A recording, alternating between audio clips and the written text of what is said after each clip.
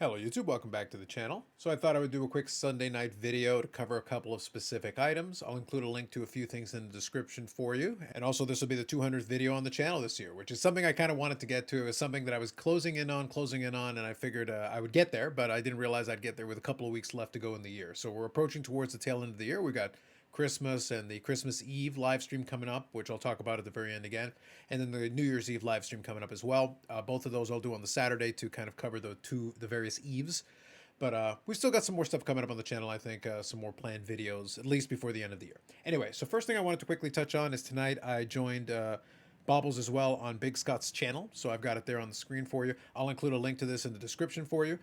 Scott has a lot of different conversations on Sunday nights here, so I wanted to put some support his way. In addition, you can check out some of the other live streams and videos that he's put on, including live streams like this one where he chats with different folks inside the community and the hobby. So it's kind of a fun conversation, kind of a chill, laid-back vibe, and if you want to check it out and enjoy it, then feel free to give the videos a like and then subscribe to his channel. We're going to try to bump up his subscriber count a little bit, see if that works. So thank you to Scott for hosting myself and Bobbles, and we had a good, nice, fun conversation. All right, second item here is I just want to show a random Joe Carter card. But actually, this was part of a PWCC Sunday auction here, and this is the only card that I won for it. I was looking at it, and I kind of thought it was kind of interesting. I do love the Showcase Legacies. I do enjoy those. That was Joe Carter's last year, and I actually had a little bit of a Joe Carter collection, which I may do a showcase on in the channel at some point. Again, I'm trying to get into ensuring that I cover certain pieces of the collection that don't get a lot of attention.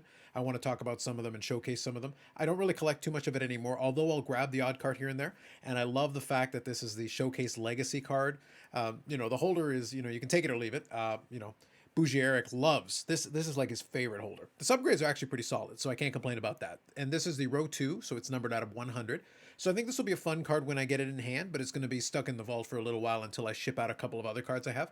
I just thought this was a fun pickup and an opportunity to pick up the card, and I'll chat about it more once I do get it in hand, but I'm actually glad to add it, and it'll be kind of a fun addition to that section of the PC, as dormant as it normally is. So the last item here is just from Sports Collectors Daily. So it's been a little while since I cited an article from Sports Collectors Daily, so I'll include a link to that in the description for you, and that is regarding the Aaron Judge 60-second home run ball, and it ended up selling at Goldin auctions for $1.5 million. Now, my first thought, honestly, was that seems high to me, given the nature of the ball. It is in a historic ball in a way, in the sense that the Yankees obviously have a long-time legacy. It's the Yankee record, surpassing Ruth and Maris 61. And it is the American League record for home runs, but, whether you like it or not, the record is really 73. So it's one of those things. I did enjoy him chasing 60 home runs, 61, and then subsequently 62. But at the same time, you lost a lot of the momentum of it. So that's why I thought it was very interesting that they waited effectively until the middle of December after the playoffs are done, the season ended, in order to actually get it there. And I think that did hurt their price. Now, I'll include, as I said, I'll include a link to the actual article itself for you, so you can read it, scan through it yourself. But one of the things that was a little bit interesting about this is that when speaking of it, they basically said that they had received offers, quote unquote, of upwards of $3 million. And to be blunt, if that's true, you should have taken it. Like, if that's even remote, if anybody offered you more than two, and they mentioned here another auction company promised to pay $2 million, I would have taken that money straight up myself. Broker it through somebody if you have to, but I would have done it. And I will read this quote here, which I thought was very strange. It says, while a private sale is certainly appealing, and there's nothing wrong with $3 million, people may not appreciate that it is not Hal Steinbrenner calling, hey, I'll write you a check for $3 million, or Aaron Judge saying, hey, I'll write you a check. Yeomans said to the Action Network, this comes through art dealers and law firms, and there's not a lot of transparency, and I have concerns about selling the ball that way. That's where I think you get an intermediary involved. Like, if somebody's offering you 2 or 3 million, you take it, and you find, you do it through escrow, you do whatever you need to do. Like, that's why I say I'm a little dubious about these claims. For me, honestly, the 1.5 is probably about as good as you could hope for. Honestly, I think if you resold it right now, I think it would sell for less, because I think you lost a lot of the momentum. I think this is a situation where if that's even remotely true, again, I'm taking it at face value only. If that's remotely true, then that's just being greedy for the sake of being greedy. Still a lot of money. You're certainly, considering you just caught a baseball and you went to a game and your price was basically a ticket, you can't complain about getting 1.5 million even after the fees and everything, but I think you left some money on the table potentially if any of those offers were actually remotely true.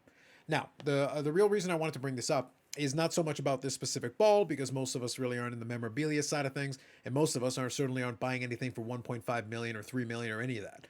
I am interested, though, in what we've been seeing in different auctions with different cards coming down in price. I'm wondering how many more people are going to fall into the story potentially of this guy here, where they're trying to hold out for this, maximum value that theoretically exists somewhere. And in some of these higher end sports cards, the market is very thin on them, and the amount of people that are actually willing to pay anything remotely close to that is again very thin. I think the true scarcities and the true rarities and the items that people would really want to chase that have a little bit of depth in terms of people that would be interested, I think there is a market for those, and I think those can either hold steady or potentially be able to appreciate a little bit. But I think stuff where maybe somebody needs to want it on a whim, where we're in not a money flush environment, I think a lot of those are going to struggle. And that's what we've been seeing with a lot of these cards. And I expect that to continue into 2023. I think something that I want to look at and kind of pay attention to, especially in the coming months, as we head into 2023, is to see how many more auctions continue to have some of this negative momentum. Because with auctions, a lot of times, it's positive momentum feeds on itself and negative momentum feeds on itself.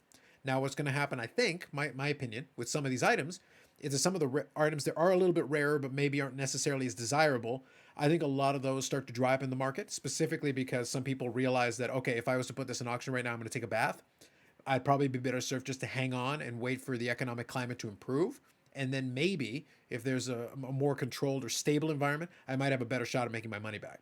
So if somebody doesn't need to sell desperately, we may find less of those items coming up for sale, even though they're still available if somebody came by with the right offer. So it's one of those things where I think we may see a little bit of a drying up of some of these items, but not because they're not willing to sell, but specifically because they're not willing to take that bath. They just don't want to take the hit. And if that's the case, it'll suddenly look like things dry up. And then if the money comes back at some point, then suddenly those things reappear in the market. And it'll be interesting to see if that has any impact going forward. Just some kind of thoughts on a Sunday evening. As I said, I want to encourage you to check out Big Scott 35 and that channel, and check out some of the other live streams. Like I said, he's had other folks on for various Sundays, so check it out and enjoy it. Otherwise, more videos coming up on the channel. We'll do the live streams on, in this case, Saturday night coming up here for Christmas Eve, and then probably New Year's Eve on the Saturday night as well. Other than that, it's usually on Fridays, 8 p.m. Eastern Time. The 8 p.m. Eastern Time we'll stick with. And then I'm going to get back to work and trying to come up with some kind of year-end, the last of the year-end review pieces, the part 3. And hopefully I'll be able to find some good clips to throw in there just for fun. Otherwise, that's it for me. Thanks very much. We'll catch you in the next one.